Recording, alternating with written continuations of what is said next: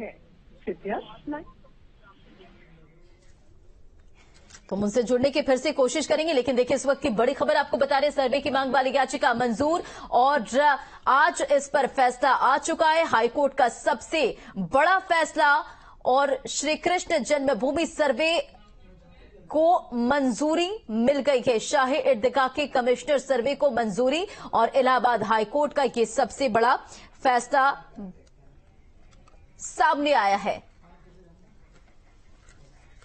और संवाददाता धाराजीत मथुरा से हमारे साथ जुड़ गए। धाराजीत, हाईकोर्ट का ये सबसे बड़ा फैसला सर्वे की मांग वाली याचिका पर।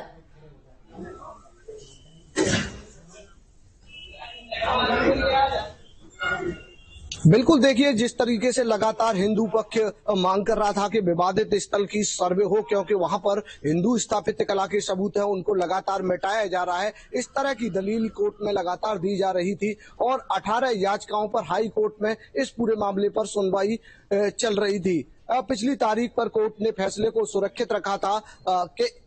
विवादित स्थल की सर्वे होगी या अमीन सर्वे पर फैसला जो था वो सुरक्षित रखा गया था कि किस तरीके से इस पूरे मामले को लगातार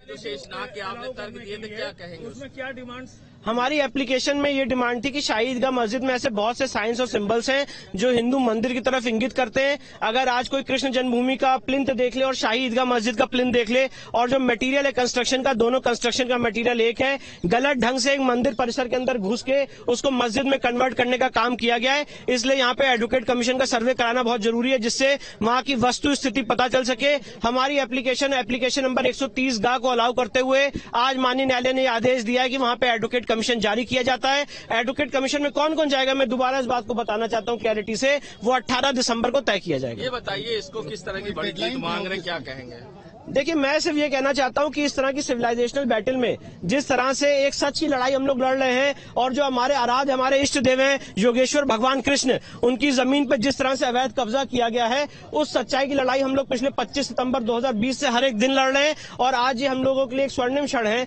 जहां पे कोर्ट ने आदेश पारित किया है और इस आदेश के अनुपालन में कोर्ट के सामने हम सच लाने का काम करेंगे। हमारे साथ एक मिनट, हमारे साथ भाई यार ऐसे में पूजा करो तुम लोग।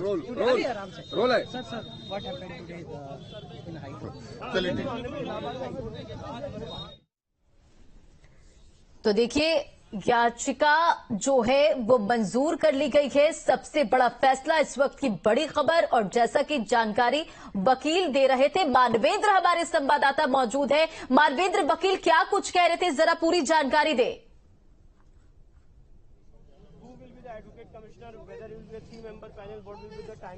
जी देखिए, विष्णु शंकर जैन है जो एडवोकेट हैं, इलाहाबाद हाई कोर्ट आए थे और उन्होंने कहा कि उन्होंने जो मांग की थी कि पूरे विवादित परिसर का जो कोर्ट कमीशन उस पर बनाया जाए, कमीशन अपनी रिपोर्ट जो है वो कोर्ट कमीशन की रिपोर्ट के आधार पर ये पूरा जो विवाद है उसको तय किया जाए। जैसा कि हमने पहले भी देखा है, जो चाहे काशी विश्वनाथ का मामला हो, अयोध्या का मामला हो, तो उनकी तरफ से ये कहा गया कि तमाम ऐसे प्रतीक चिन्ह मिले हैं। हमारे साथ विष्णु शंकर जैन है जो एडवोकेट हैं, जो इस मामले में इन्होंने बहस की। सर ये बताएं, क्या आपकी तरफ से इस पूरे मामले में लॉजिक दी गई? देखिए, हमारी तरफ से ये लॉजिक था कि 1815 में ये 13.37 एकड़ जमीन राजा पटनीमल ने खरीदी थी। राजा पटनीमल ने और उनके वारिसों ने सारी जमीन पंडित मदन मोहन मालवीय को दी थी भव्य मंदिर बनाने के लिए। भव्य मंदिर बनाने के दौरान गलत ढंग से एक समझौता करके वहां पे भगवान की 13.37 एकड़ जमीन में करीब 2 एकड़ में गलत ढंग से शाही ईदगाह मस्जिद ने अवैध कब्जा किया। उस कब्जे को हटाया जाए, क्योंकि आपने हिंदुस्तान में ऐसा केस नहीं देखा होगा कि किसी के पास सेल डीड है, ओरिजिनल टाइटल डॉक्यूमेंट्स है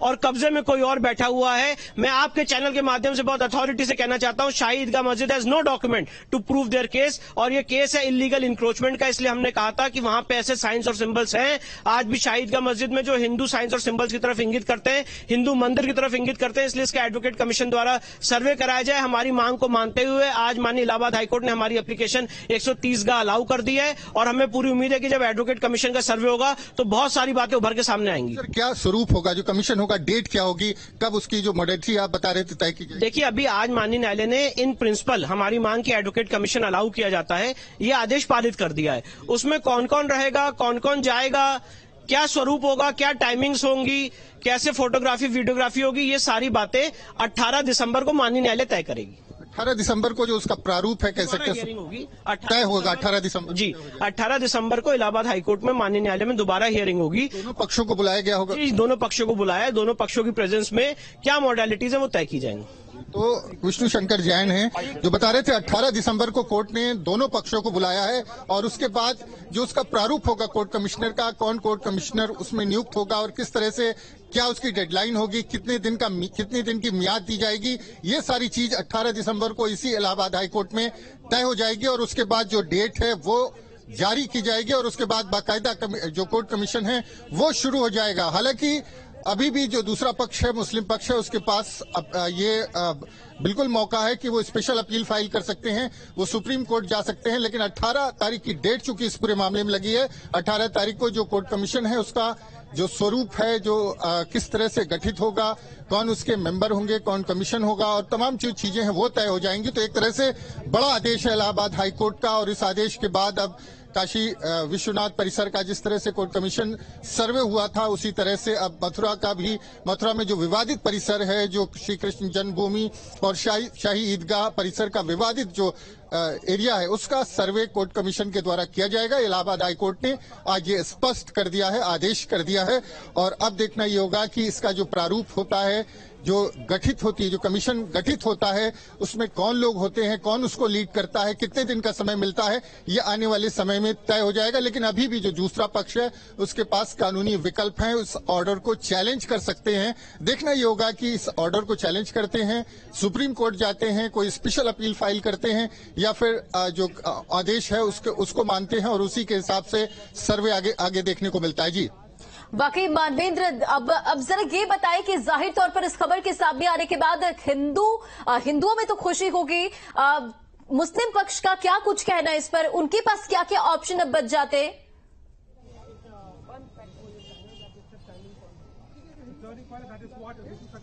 जी देखिए, जो मुस्लिम पक्ष है उसका कहना है कि अभी भी हम इस पूरे मामले को चैलेंज कर सकते हैं, अभी भी हम इस मामले में स्पेशल अपील फाइल कर सकते हैं, इसमें सुप्रीम कोर्ट जा सकते हैं। तो इस तरह के तमाम तरह जो कानूनी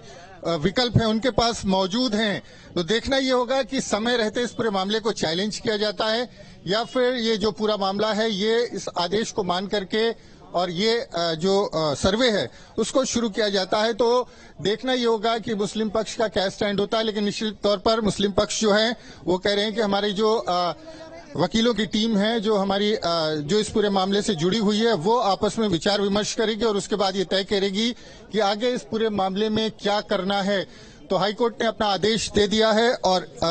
कई बार हमने देखा इस तरह के जो कोर्ट कमीशन है, जो सर्वे है, वो सुप्रीम कोर्ट से जाकर के तय होता है, सुप्रीम कोर्ट तक मामला जाता है। तो एक विकल्प जरूर है, कानूनी विकल्प है सुप्रीम कोर्ट जाने का। तो सुप्रीम कोर्ट जाते हैं या फिर इस पूरे मामले को यहीं पर जो है वो तय कर लिया जाता है, ये देखना होगा। लेकिन अभी भी इस बात की पूरी संभावना है कि मुस्लिम पक्ष इस आदेश को चैलेंज करेगा, सुप्रीम कोर्ट तक ये मामला जाएगा और फिर जब वहां से तय होगा उसके बाद ही ये एक तरह से कह सकते हैं कि ये तय हो पाएगा कि ये पूरा जो कोर्ट कमीशन है वो होगा कि नहीं, कमीशन होगा कि नहीं। तो एक तरह से कह सकते हैं कि बड़ा आदेश है, लेकिन अभी कानूनी लड़ाई इसमें आगे भी सुप्रीम कोर्ट तक देखने को मिल सकती है। बाकी मानवेंद्र, इस आदेश को कैसे देखें, क्या ये बहुत बड़ी सफलता मानी जाए या जरा ये भी समझाए कि जो कमिश्नर सर्वे ये होने जा रहे हैं इसकी जो मंजूरी मिली है, जैसा कि आप वकील से बात करें तो उन्होंने कहा कि 18 तारीख को तय होगा, क्या तय होगा, जरा ये पूरी डिटेल्स बताएं कि हमारे दर्शक भी समझ सके। 18 दिसंबर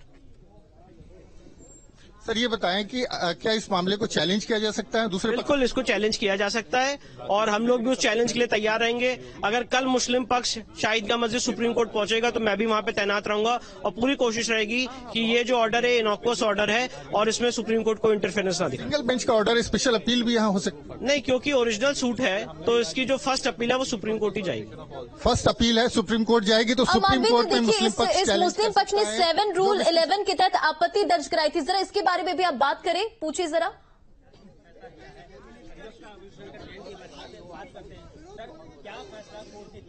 जी देखिए, जो मुस्लिम पक्ष की तरफ से आपत्ति दर्ज कराई गई थी उसको इलाहाबाद हाईकोर्ट ने मानने से इनकार कर दिया है, चूंकि जो हिंदू पक्ष है उसकी तरफ से कहा गया है कि वहां पर तमाम ऐसे प्रतीक मिले हैं, तमाम ऐसे चिन्ह मिले हैं, तमाम ऐसे आइडल्स, तमाम ऐसी प्रतिमाएं मिली हैं जो ये बताती हैं कि ये हिंदू पक्ष का मंदिर है और उसको तोड़ करके वहां पर वो शाही ईदगाह का निर्माण कराया गया है किसी जमाने में। तो इस तरह के तर्क दिए गए थे, कुछ तस्वीरें भी कोर्ट में पेश की गई थी, जिसके बाद अब कोर्ट ने ये तय किया है कि इस पूरे मामले का जो है वो कोर्ट कमीशन से सर्वे होगा। तो सर्वे होने के बाद ये पूरा मामला जो सूट है 18 सूट इलाहाबाद हाई कोर्ट में जो सारे वहां के जो विवाद हैं श्री कृष्ण जन्मभूमि और शाही ईदगाह परिसर को लेकर तमाम जो सूट्स मथुरा जिला न्यायालय में चल रहे थे वो सारे original shoot as a trial Allahabad high court आ चुके हैं और इलाहाबाद हाई कोर्ट में उनका ट्रायल भी शुरू हो चुका है। तो निश्चित तौर पर ये बेहद अहम होगा इस पूरे मामले में अगर कोर्ट कमीशन से इसका सर्वे होता है। हालांकि विकल्प अभी भी मुस्लिम पक्ष के पास है, मुस्लिम पक्ष सुप्रीम कोर्ट जा सकता है, तो कभी भी इस पूरे मामले पर सुप्रीम कोर्ट में अपील फाइल हो सकती है और सुप्रीम कोर्ट ही आखिरकार ये तय करेगा कि इस मामले में कोर्ट कमीशन का सर्वे होगा या नहीं। क्योंकि हमने देखा है चाहे राम जन्मभूमि का मामला हो या काशी विश्वनाथ का मामला हो, ज्ञानवापी का मामला हो, वो सारे मामले आखिरकार सुप्रीम कोर्ट एक एक पॉइंट की जो लड़ाई है वो सुप्रीम कोर्ट तक जा करके तय होती है। तो पूरी संभावना इस बात की है कि मुस्लिम पक्ष इस पूरे मामले में सुप्रीम कोर्ट जाएगा, अपील करेगा और उसके बाद सुप्रीम कोर्ट से, जैसा कि अभी विष्णु शंकर जैन कह रहे थे, उनकी तैयारी है सुप्रीम कोर्ट की और मुस्लिम पक्ष अगर सुप्रीम कोर्ट जाता है तो वो सुप्रीम कोर्ट में मौजूद रहेंगे। तो पूरी संभावना और हमारे सोर्स भी ये बता रहे हैं कि मुस्लिम पक्ष की अपनी तैयारी है और पहले से उन्होंने अपनी जो रिट है, अपील है, उस पर काफी काम किया हुआ है कि इलाहाबाद हाईकोर्ट अगर इस पूरे मामले में हिंदुओं के पक्ष में आदेश देता है तो वो तुरंत बिना समय गंवाए सुप्रीम कोर्ट जा सकते हैं और ऐसे में तैयारी मुस्लिम पक्ष की पूरी है। तो मुस्लिम पक्ष की तरफ से 1-2 दिन में हो सकता है कि कल भी कोई अपील सुप्रीम कोर्ट में फाइल कर दी जाए, क्योंकि जो आदेश है वो पक्ष में आए या विपक्ष में आए, दोनों पक्ष अपनी तैयारी पूरी रखते हैं। जिस तरह का ये पूरा मामला है, जिस तरह का विवाद है, वकीलों का पूरा पैनल दोनों पक्षों की तरफ से इस पूरे मामले में अपनी तैयारी करता है, अपना होमवर्क करता है और इस मामले में मुस्लिम पक्ष ने ये होमवर्क अपना पहले से कर रखा था कि इलाहाबाद हाईकोर्ट अगर उनके पक्ष में आदेश नहीं देता है तो जल्द से जल्द वो सुप्रीम कोर्ट मूव कर जाए और यहां पर इस आदेश को चैलेंज करे। तो मुस्लिम पक्ष अब इस पूरे मामले पर सुप्रीम कोर्ट जाएगा, ये भी तय माना जा रहा है। जी वाकई मानवेंद्र, अब एक पॉलिटिकल बयान की बात अगर की जाए तो काशी के बाद मथुरा की बारी, जाहिर तौर पर अब राजनीतिक गलियारे में भी अब हलचल तेज होगी, बयानबाजी होगी, तो इसे ऐसे कैसे देखा जाए इसे अब?